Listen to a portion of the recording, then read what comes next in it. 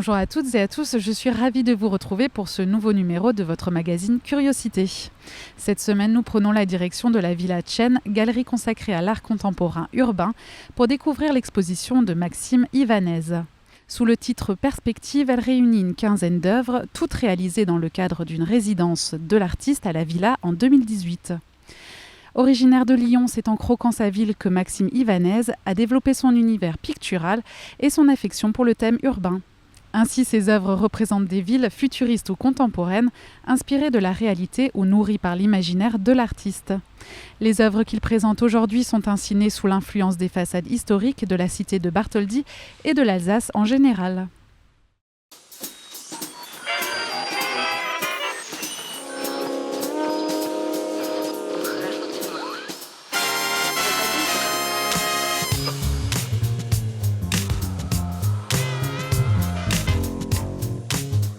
Je m'appelle Maxime Ivanez, j'ai 28 ans. Je suis originaire de Lyon et je suis arrivé en Alsace début février pour commencer à préparer mon exposition.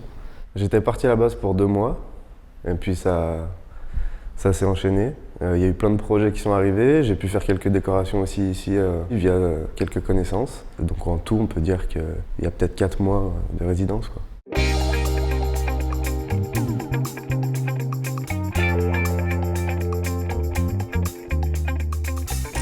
L'exposition s'appelle Perspective, au pluriel. Non pas pour le côté de la définition exacte du mot perspective, mais c'est plus au sens que chacun peut percevoir. Une perspective, c'est un point de vue, c'est une vision de la vie en fait. Avant d'être quelque chose de très droit, géométrique, moi au contraire, j'ai horreur de la géométrie et de ce qui est très droit. Je vais plus aller vers quelque chose de complètement désordonné, et qui pour moi correspond en fait à ma vision de la perspective, et c'est en fait pour faire découvrir cette vision-là aux visiteurs.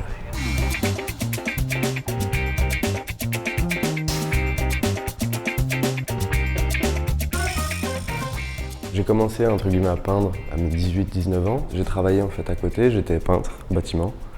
Je fais ça pendant 3 ans.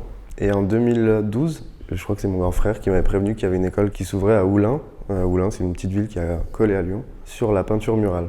Donc l'apprentissage de la mise en application de fresques à échelle monumentale.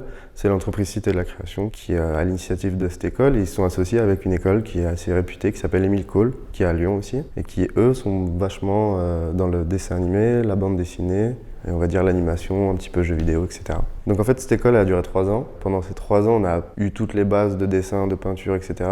Mais aussi le côté atelier, qui moi me plaisait énormément, c'est-à-dire qu'on était en cours, mais avec des grandes toiles. On apprenait à les maroufler sur les murs, on a appris toutes les méthodes, les compositions, etc. Je suis sorti en juin 2015. J'ai eu mon premier gros projet qui était de décorer l'hôtel des Congrès à Villeurbanne, qui était une très grande façade, qui était pour moi mon plus gros projet jusque-là. Donc c'est vrai que je suis dans la polyvalence, quoi. C'est vraiment à chaque fois différent, que ce soit les formats, les supports et les techniques, quoi. Parce que ça peut être du pinceau, ça peut être de la bombe. Aujourd'hui, la bombe, pour moi, c'est comme un pinceau, c'est un outil comme un autre.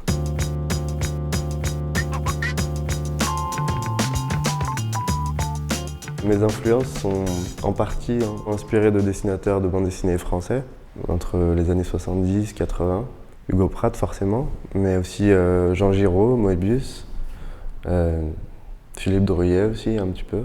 C'est cette manière de dessiner la ville qu'ils avaient qui m'a vraiment scotché. Et au niveau du trait, on va dire que c'est mes plus grosses influences. Et puis après, il y a aussi énormément d'artistes qui sont pas vraiment dans la BD, mais qui sont dans l'illustration. C'est aussi beaucoup d'amis à moi qui sont dans le graffiti, dans la peinture murale aussi, qui font leur petit bout de chemin depuis quelques années, que je connais depuis très longtemps maintenant, donc qui sont aussi pour moi quelques influences, même si c'est plus ou moins conscient. Donc voilà, je dirais que c'est vachement inspiré de la BD beaucoup, et puis aussi de ce que je peux faire en croquis urbain et en croquis lâché, quoi. C'est un bon mélange de tout ça.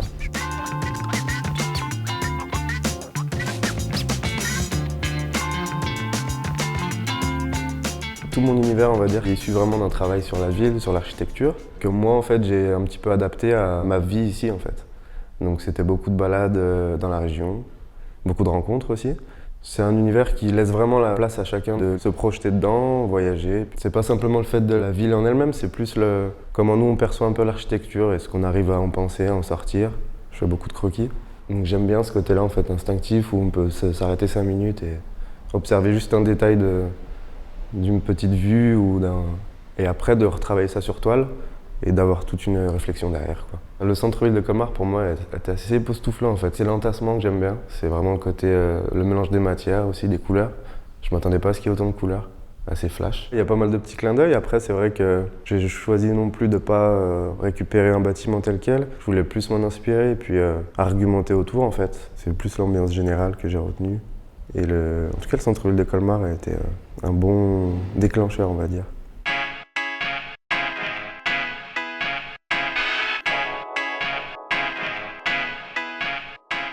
Durant ma résidence, j'ai réalisé plusieurs sérigraphies.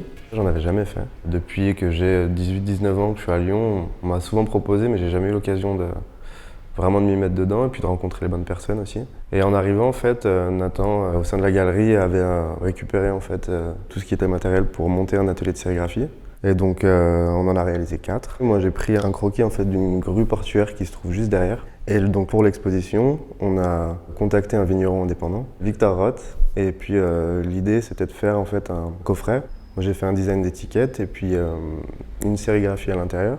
Tout ça dans un coffret, donc qui sera disponible à l'exposition.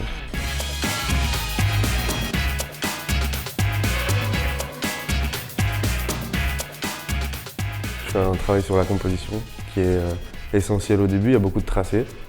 Après, je suis assez, impulsif dans le geste et dans la mise en couleur. Ensuite, il y a ce côté très détaillé que j'aime bien avoir en fait à la fin. Je fonctionne avec des aplats ou des dégradés au début. Je me fais plaisir là-dessus et en fait, mon contour vient terminer mon dessin et ma peinture en entier. On va dire, c'est vraiment la partie la plus plaisante. C'est ce que je fais à la fin. C'est ce qui me prend entre guillemets le plus de temps. Mais c'est ce que j'aime le plus en fait. Celle-ci, il y a ce premier plan en fait qui est la base réelle. C'est tiré d'un quartier de Lyon où j'habite. Une petite rue qui, je la prenais souvent en fait et puis elle descend en fait très vite. Et je me suis toujours imaginé ça en fait. Le fait de pouvoir descendre et d'imaginer au loin une autre ville qui serait complètement différente, c'est vraiment ce que je voulais refaire ressortir. Et le jeu d'ombre en fait, ici je l'ai vraiment utilisé comme un sens et une direction. Après encore une fois, chacun de la prendre dans le sens où il veut. Mais on a quand même cette ligne qui nous fait avancer, qui nous fait prendre cette rue et plonger petit à petit dans la ville.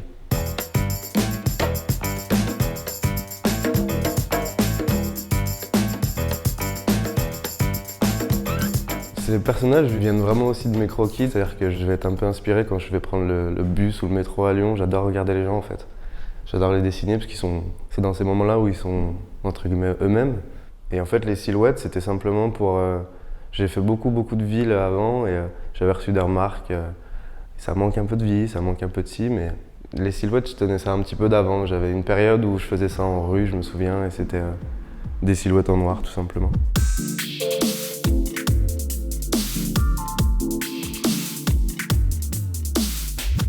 Artistiquement, après avoir fait beaucoup de tableaux, de décorations ou de commandes pour les gens, on avait sans cesse ce côté-là de toujours nous demander d'avoir quelque chose de lumineux, dans les jeux de lumière, que ce soit en plein soleil, de jour, etc. Et c'est vrai que le côté nuit, je l'ai très peu travaillé, à part pour moi personnellement. On va dire que je rendais mes boulots avec les contraintes qui étaient spécifiées, c'est-à-dire dans la lumière, dans la journée. Et puis je les faisais aussi pour moi, mais de mode nuit. C'est-à-dire que j'avais toujours une espèce de double. J'aimais bien ce côté-là en fait. Et puis là, je me suis dit que sur des grands formats, ça pourrait être sympa. On a peut-être plus tendance à se projeter quand on est... ça fait peut-être plus rêver en fait la nuit. Je sais pas. Moi en tout cas, ça me fait un peu plus rêver, je crois.